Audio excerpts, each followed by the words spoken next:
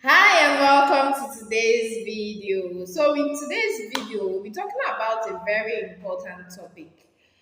Understanding your child's emotional world. What their behavior is really telling you. So we are talking about how children express emotions and how parents can respond to these emotions in a way that builds emotional strength instead of emotional fear. So children don't always have words to explain or to express how they feel. So instead of talking about how they feel, they show us through either crying, tantrums, or silence, or even misbehavior for older children. So when parents misunderstand these signals, we respond with punishment. We respond with beating instead of trying to understand how they feel and respond to their emotions with guidance. So, children do not always express emotions the way adults express emotions. They express emotions through their behavior. Crying for babies and young children is not manipulation.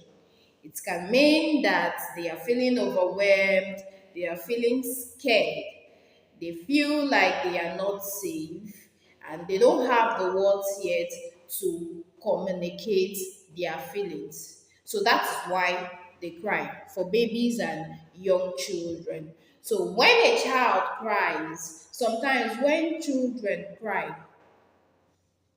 parents become angry.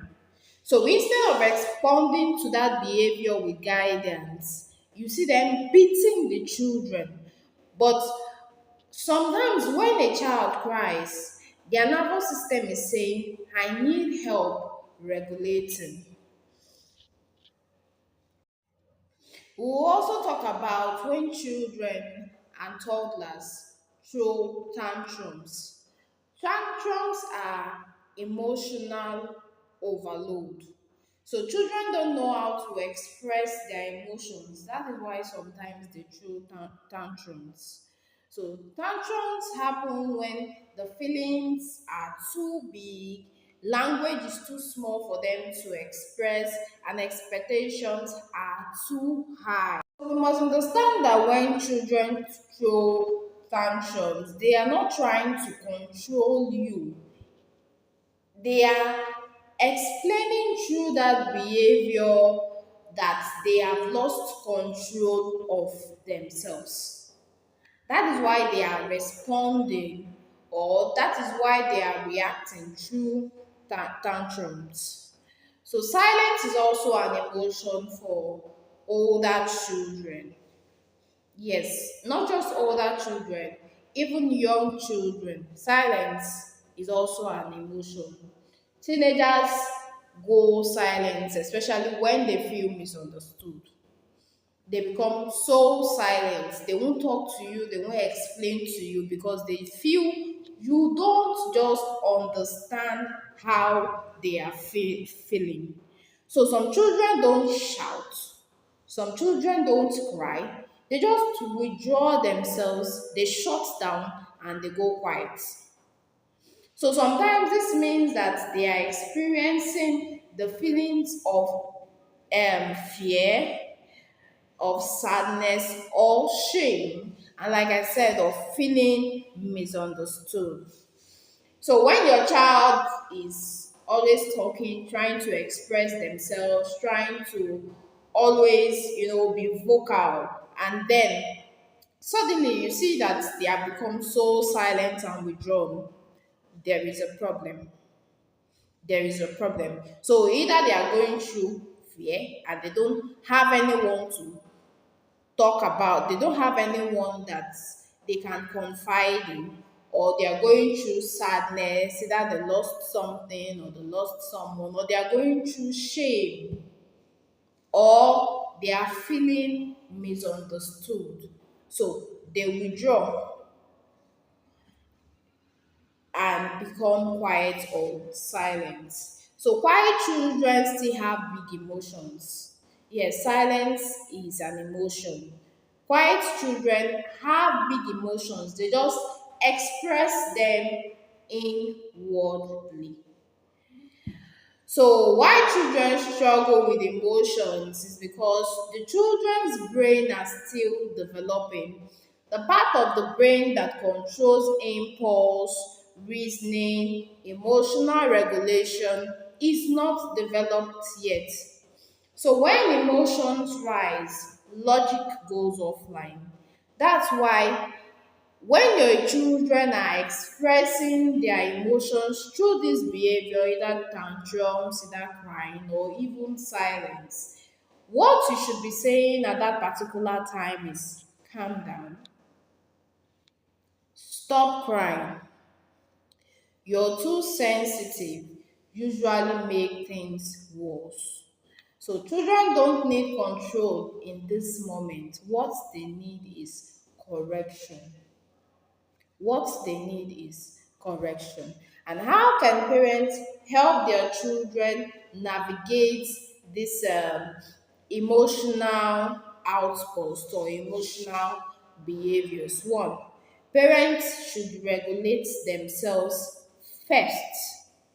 So, a dysregulated parent cannot regulate a child because before correcting your child, you must learn how to calm yourself first in that situation.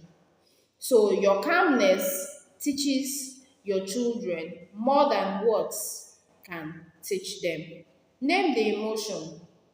So instead of focusing on the behavior, name the feeling, name the emotion your child is exhibiting at that particular time. You can tell them, oh, you look angry. If they faced a disappointing um, situation, you can tell them, oh, that was disappointing. I know you're feeling overwhelmed. So and learn how to regulate their emotion or learn emotional language. That is how to identify the kind of emotion that they are feeling. So, number three is validate their emotions before correcting them. So, validation does not mean approval of the behavior. It just um, means that you understand them. So instead of just correcting them, you validate what they are feeling. I understand why you're upset. Oh, it's okay to feel angry. Oh, your feelings make sense.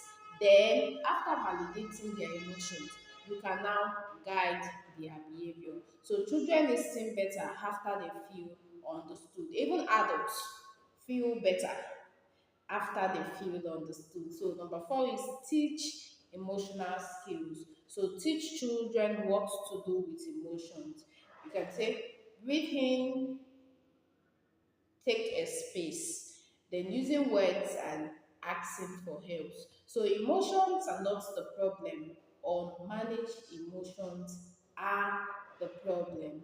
So when a parent understands their child's emotional world, so when a parent understands their child emotional world, discipline changes, connection deepens, and children grow up knowing that emotions are safe, manageable, and meaningful.